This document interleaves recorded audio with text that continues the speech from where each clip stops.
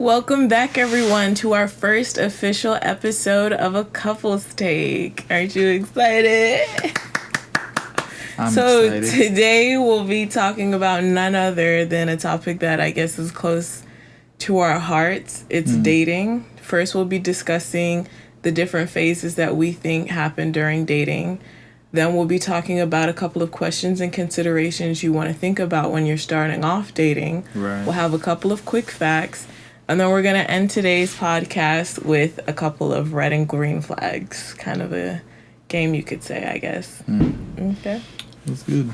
You going to start off? Yeah. So, to start off, there are three main important stages to dating. So, when you're getting in a relationship where you're starting to talk to somebody, you want to smooth things out, get in there, get to know the person, learn what their favorite color is. So, once you do get into that relationship, you have the cupcake phase. Yes, the cupcake. That phase lasts around 6 months to a year. So that is when you see your whole little bubble. You're in a little bubble with that person, and everything is seen through rose-colored glasses. They can't do no wrong. Right. Everything is perfect, peaches and rainbows. When they fart, it smells like a unicorn and a cupcake. Or smells like cinnamon. Cinnamon? Yeah. I don't like cinnamon much. But yeah, so our best key advice, I think, is during this phase, make sure you don't do anything drastic or life-changing. I mean, if it happens, it happens. But if you can avoid it, try not to move in with a person. Try not to get married. Try not to get pregnant. Try not to spend too much. Try not to spend too much. I mean, yeah, that's true for guys. Try not to get too excited about the person, because this is just the new cupcake phase. Everything is perfect in this phase. Right. And then after that, we have the 1 year to 2 year. It could stretch out for some people. Yeah. But this is typical on average. Yeah. This is the realization stage. This is when you start to realize how people act. Yeah. On day to day. What their habits are. How they run their errands, their daily routines, stuff like that. You want to make sure you see how this person is, you understand how this person is, and if they're worth it. Yeah. What I call it is basically the reality phase, because in this phase I feel like you get smacked back into reality. This is when, how in the first phase you see everything that they can do no wrong. In this phase, they can't do nothing but wrong. It's like every turn, you're like, oh my God, all those cute little annoying things they did in that first phase are gone. They're real annoying things. When you like, oh my God, I can't believe your fart stinks. If they're showing little acts of aggression or rudeness. This is when you're gonna start seeing it. This is kind of like I could say make it or break it kind of phase. That is. Yeah, because if you make it through this phase and you love someone despite of all their problems, annoyances, and all that stuff, then you know what you really have is love. But if this is when you start butting heads, which is why we say don't do anything drastic in that first year in that cupcake phase, this is when you want to get out now. Yeah. And lastly, this takes us to the commitment stage. Why are you doing that? Can I add some emotion to what I say? Emotion. I don't want to be sounding too dry. Okay, you sound like you're in a movie. Commitment is when you're ready to go all in with the person. You're ready to go the long haul, yeah. But I mean, you have to decide if this is the person you want to be with for long term or for life. Yeah. If that's your ride or die or your bench warmer. Hey, some people be having bench warmers, they keep one around. But I mean, you got to be straightforward. This is when most people want to decide to get married. Yeah. decide if they want to have children soon after that. If they are the traditional person, get married, have children. They want to move in. Move in. If they don't want to get married, but they just want to be together, stay boyfriend and girlfriend, long term. Yeah. Be life partners, stuff like that. But to say it crassly, this is the shit or get off the pot year. Say it again, because so bad. I don't understand shit, that. Explain it, shit please. Or get off the pot means either you're gonna go and do it, or you're not, and you gotta go and leave. I think that's what it means. It's like I don't know. I saw it in a movie once. One thing about you, you're gonna keep bringing up these sayings. What? Since I've been dating you, I've been telling you these sayings be sounding funny as heck. What's your favorite one? It ain't that fun when the rabbit got the gun. Oh my gosh, that is. I love that one. This is a good one. I guess. Like, we say it like in a country accent, like when somebody messes up, you like, it ain't that fun when the rabbit got the gun, huh? That is hilarious. If you know me, I don't use figure of speech like that, but I mean, she's great with it. Click on my feet. You ready for your part? Yes, on my part. You got me distracted. Oh crap, I got her distracted. That's so crazy. The next part is to have some questions and considerations that you want to think about when you're dating somebody. So, for example, do you want to meet people online or in person? If depending on where you're staying at or how busy you are with work or stuff like that, online might be easier. Or if there's a local bar. Actually, I don't recommend meeting people in bars. Or nightclubs.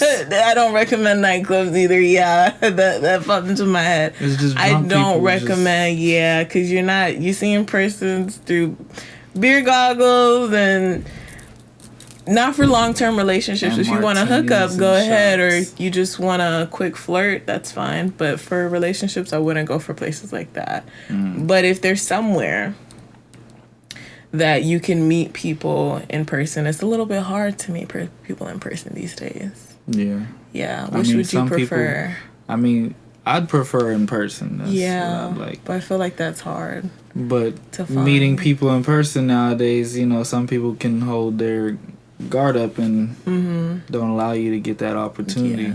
Some people are about their Plus, you don't know if people are like wanting to be in a relationship if you're meeting in person, because it's like they could lie. If you're online, you could that they're looking for someone. They could also lie. This is bad all around. Jeez. Yeah, there's liars everywhere. It's fine. Keep it going. The next question or consideration that we have is, how would you like to be approached? He actually came up with this question, and I didn't actually think about it till after. But it's important to consider when, especially you're a young lady, how you might want to be approached by a guy. If a guy is a little too aggressive, or if immediately he's saying sexual innuendos right out the gate and that makes you uncomfortable, then that's really important to consider, because maybe you really don't want to be in a relationship with this person, or you don't want to continue on because the first interaction wasn't good, and it could be a red flag for the future. Yeah. Another thing you want to consider is, a good question to ask is, do you guys share the same morals and values? If this is not kind of on the same page, then in the future it could lead to a lot of friction and conflict. The next thing is, do you guys share the same religion? Same kind of thing. If long term this doesn't last, I know some people are able to make it work, but I know for us that was important, because we're like, are you same religion? Because I know we would have been like, I don't think I can make it work if you were a different religion, or even if you were an atheist. I just don't think it would have clicked for me. No, personally. To me, with the religion thing, I feel like as long as the person has a good moral, and if they're like non-religious but they like do some crazy wild crap, then yeah, of course I wouldn't really want them to be with you. But if you're non-religious and you just have a good way of going about life and seeing the good versus the evil and stuff, then I mean, some people could make that work. But I mean, I prefer to have the same religion. Yeah. Yeah. The next one that I had was a super, super important question. This is probably one of the most important. One is, do you want marriage? And do you want to be married? And then in the future, do you want to have kids? A lot of people don't ask this question. They get into a relationship, they start dating, and they don't think to bring it up. They have so much fun, then they fall in love. And then they find out, oh, well, this person doesn't want to be married, or they don't want kids, and that's a deal breaker for you. And either people, that ruins the relationship and it's over with because they never asked an important question and communicated it. Right. Or they get married, which is worse. And then it just butts heads because it's like, I still really want kids and you don't want kids, and then it can end up leading to an unfortunate divorce. So, very important question to ask. We asked that right up front. Do you want to be married? Do you want kids? Yeah. I think probably within the first couple dates. Yeah, might have been the first phone call. LOL. It might have. The first I think we had a lot man. of crazy questions that first phone call. True. Something else you want to be considered is how long will you be dating before you're in a committed relationship? And then are you dating exclusively? This is another thing that you want to have open communication with whoever you're seeing, and make sure make sure they know that, hey, I want to be in a relationship. I don't want to just be playing around, and I want to be exclusive with you. I don't want to be dating several other people. I just want to be dating one, if that's what you want. Yeah. Yeah. You also did that head on. What? We didn't actually have a conversation like, is this exclusive? I think you just was like, yeah, it's exclusive. Of course. I mean, you made be that dating assumption. somebody to be loosely with them. I'd be fully with one person, not just wandering with different situations. I don't think I could juggle multiple things at once. I don't think you could. If I was single, then yeah, I'd probably do that, but not true. when I'm actually trying to get in a relationship. You gotta. Yeah. So just make sure you communicate. It never hurts to ask. What's that? You gotta snip the sides or What? whoever. Oh my gosh. If you're the bench single, warmers. you gotta Oh my snip the bench gosh. warmers. I guess. Your turn. And now, so it's time for some quick facts. I did a little bit of research from loversstrategy.com and Surprise me. it's a few little facts that can get you knowing more about dating, the dating scene. So the first one is 40% of couples meet online for the first time. That's interesting.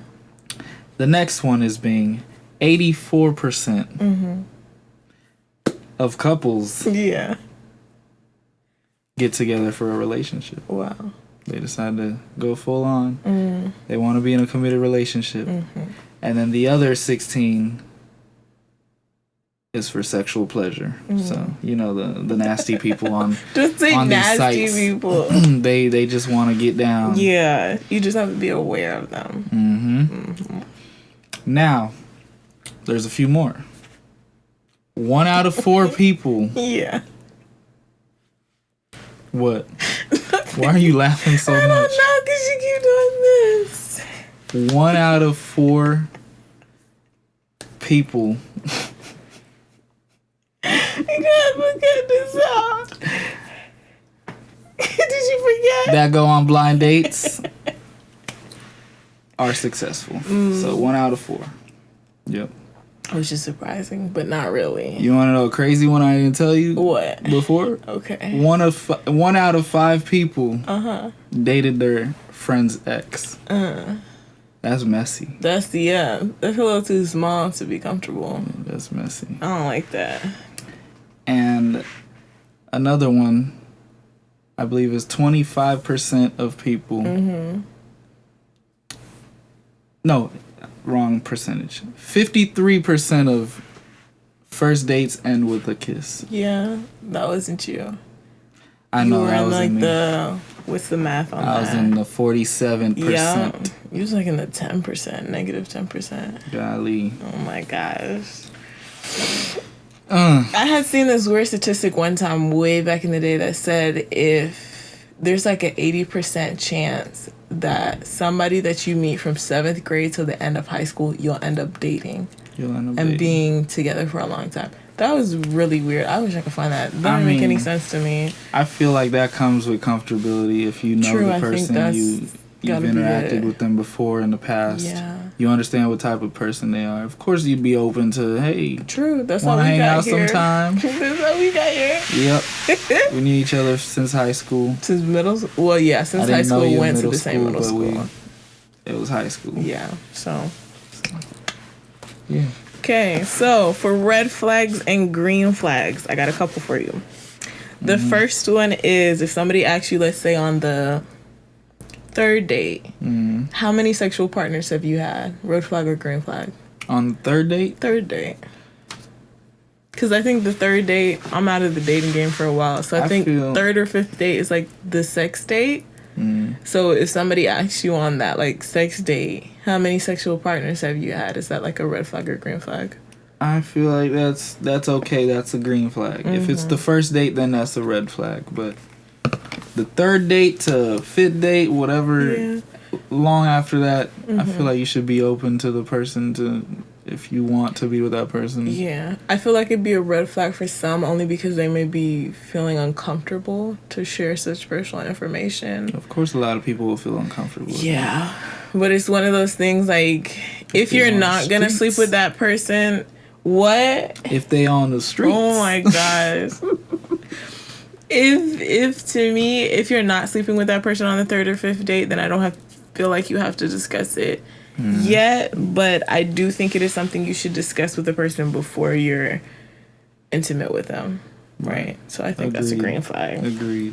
Next one, if I ask you on the first date, very first date, what is your credit score, red flag or green flag?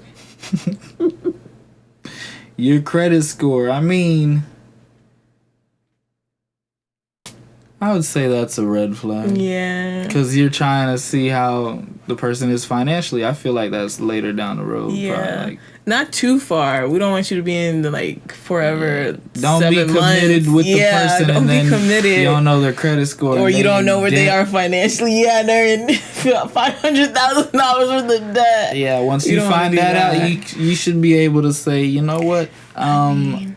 We're not going to be able to continue this. You would have left me if I was in debt. You're $80,000 in debt. Ma'am, I'm not going to waste my money to put... You would have left me if I was in debt. If you that deep in debt, probably. If it's student loans, then I mean, that's you to thug it out. But yeah, I mean, it's a little bit. Not if it's a car note, a weave note, If it's a car note, that's understandable. Financing stuff, like crazy stuff, stupid stuff. If it's like that you could have lived without, then way too much. But I think it's important to ask it. Of course, not on the first date. You gotta know how this person moves financially. Not on the first date. What if they ask you how much money's in your bank account? Of course, that's a red flag. If it's the first couple of dates, yeah. If they ask you, how long do you think it should take? Tell a person, ask you how much is in your... You don't know how much is in my bank account. I mean, I wouldn't care. At all? No. If somebody asks you, let's say first date, do you have a criminal history? Is there a red flag or green flag for you? I mean, on the first date, I don't think that's a red flag. Really? Yeah, I mean, if you don't want to deal with nobody who has a criminal record... What do you do? Look them up before you go on the date? Yeah, because it's public information. You got to look them up. It's either that's they lie to good. you. That's true. That's good. If they lie to you, you could just search online. Hey. I mean, I think... So, see, I wouldn't have a problem if I dated somebody who had a criminal history. It's what your history is. Like if you were for fraud and embezzlement or any type of violent acts, I might have to be like no. But if it was like robbery, not armed robbery, maybe. Or like, just wrong place, wrong time. Maybe you were caught up with the wrong people and you knew what you did was bad and you're fine with opening up and talking about it, then it's not too bad. Yeah. Agreed. Okay. This is more current. If somebody asks you first date again, do you have an OnlyFans? Red flag or green flag? To me, that's a green flag. You're getting to the strong questions. That's a strong question. Important to what type of person you want to be with. Yeah, that's strong early on, but that's kind of like the credit score question, no? Nah. First date? I don't think so. I guess that's a little strong. What if? So if the person then tells you yes, that's a red flag. If they're on OnlyFans, that's a red it's flag. like a no. Because some people don't do the things that get known for OnlyFans. Some people do like PG-13, I guess, material, I think. Yeah, then if they say yes, then they gotta explain what they do. Okay. If they just say it's some outrageous stuff, then of course it's a red flag. Red flag. I don't think I could be with a person. They take pictures like that. from concerts or whatever, then you're like, okay, cool. Okay, cool. But anything too much, it's like, yeah, I don't think explicit. I can commit to that. Nah. Okay, that's fair. Red flag or green flag if they live with their parents? If they live with their parents, it depends on the situation and your age. Yeah. I feel like, what do you think? I feel like if you have a reason like this, if you're at your parents' house and you're grinding, you're saving up money, and you're working towards something, then okay, that's a green flag. I can respect that. But if you're just at your parents' house and you really ain't got no job, and you're living off your parents, or you're a bum and you ain't got no goals, if you don't have nothing going on, then that's definitely a red flag. It also depends on age. If you're older than 25 and you're living with your parents and your parents aren't living with you, that's like, I don't know if you're a mama's boy. You might be attached. If she calls, you might come running. Like, I can't be with no mama's boy. I want a boy who loves and respects his mom, but I can't be with no mama's boy. That's too much. Okay, last two. If they have a best friend who is of the opposite gender, and let's add to it, and they're attractive. Like, they're an attractive, like, if I'm your girlfriend, right? And I got a best friend who's, like, a very attractive dude. And everybody around him, like, acknowledge, like, yo, that's a really good-looking guy. Is that a red flag or green flag for you?